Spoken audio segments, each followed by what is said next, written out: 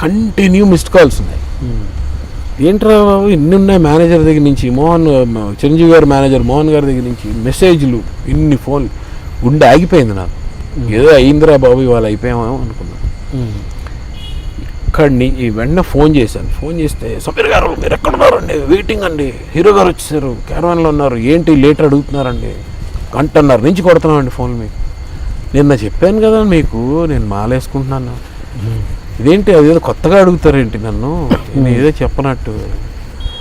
లేదండి మీరు వచ్చేసేయండి, ఏదేదో మారింది అదంతా సీన్, మీదే ఫస్ట్ పెట్టారు. అక్కడ వెళ్ళంగానే దత్తుగారు వాళ్ళందరూ ఎదురుగా నించున్నారు. వెళ్ళండి వెళ్ళండి వెళ్ళండి ఫాస్ట్గా వెళ్ళండి. కటకటకటకటకటక డ్రెస్ వేసుకున్నాను, మార్చుకుని వెళ్ళిపోయారు. వెళ్ళిన తర్వాత మిగిలిన ఆర్టిస్టులు అందరూ జస్ట్ నెక్స్ట్ ఉరిశిక్ష చేసేవాడు ఇలా వెళ్తుంటే ఎలా చూస్తారు పాపం అండి, వాడి అమ్మాయి చచ్చిపోతున్నాడు అని చూస్తారు కదా, అలా చూస్తున్నారు అందరు నా పక్క జాలిగా.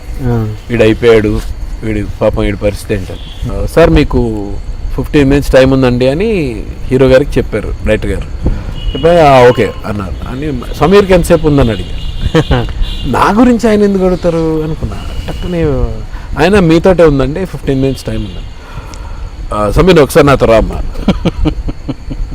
అక్కడి నుంచి క్యారవాన్ దగ్గర నడిచే లోపల నా లోపల కోటి వీణలు, మృదంగాలు, ఇంకో అలలు, ఇది చెట్లు ఇలా ఓగడాలు, ఈ పక్షులు ఆగిపోవడాలు, ఇవన్నీ షాట్లు. సరే వెళ్తే క్యారవాన్ దగ్గరికి వెళ్ళి కుర్రాడు ఉంటే అక్కడ దత్తు గారు వచ్చిన లోపలికి పంపించొద్దు 10 నిమిషాలు అన్నారు.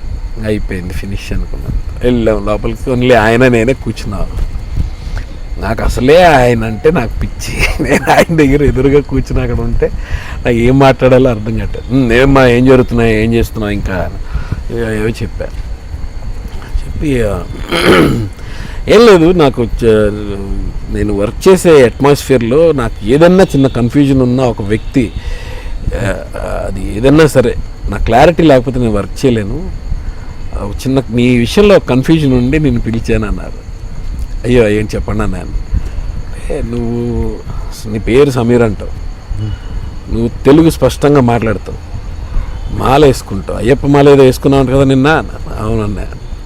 నాకు ఏం అర్థం కావట్లేదు, ఎక్కడ దేనికి సింక్ లేదు, పొంతం లేదు, ఏంటి మ్యాటర్ అంటే అమ్మయ్యా ఊపిరి పీల్చుకొని నిన్న లేట్ అయినందుకు కాదనమాట, అయితే ఓకే అని చెప్పి